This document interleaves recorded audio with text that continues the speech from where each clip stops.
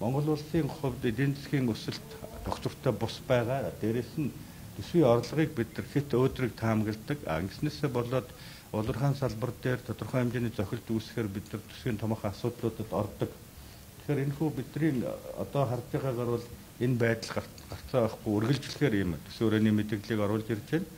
Нутгийн хугацааны төсвөрөний мэдээлэл эдийн засгийн өсөлтийг 2025 онд 8% гэж өндөр төсөөлсөн. Өнөөдрийн дотоодын нийт бүтээгдэхүүнд эзлэх хувийн хэмжээ өндөр байгаа буюу төрийн оролцоо өндөртэй энэ төсөв хэвээр хадгалагдах юм байна гэж харж байгаа. За сар дахлын дараа жилдээс бидний хувьд нүүрсний орлогыг дагаад төсвийн зарлага их өссөн.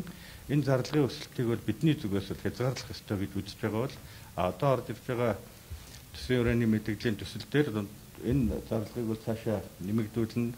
Нүүрсний экспорт бол их өндөр байна. Түүнийгээ дагаад төсвийн зарлага өсөх юм байна гэсэн нэг ийм зүйл харагдж байгаа. Энэ бол бидний хувьд гол анхаарах бас нэг гол зүйл юм. Дараагийн асуудал нь түүхийн эдийн үнийн уналт эрсдэл бидэнд бол байгаа гэж бидний зүгээс харж байгаа. Гадаад дотоод орчны нөхцөл байдал, нүүрсний эрэлтийн байдал, мөн нүүрсний зах зээл дээрх өсөлтөний нөхцөл байдлаа харвал нэлээд өндөр эрсдэл бидэнд байна. Одоо энэ төлөвлөлөд байгаа энэ жил 70 гаруй сая, 78 сая, дараа жил 80 гаруй сая, тэгээд цаашдаа бүр 100 сая тонн нүүрс бид нар экспортлох ийм боломж болцоо бодтойгоор байгаа юу гэдэг дээр бол бид нэлээд эргэлзээтэй хандж байна.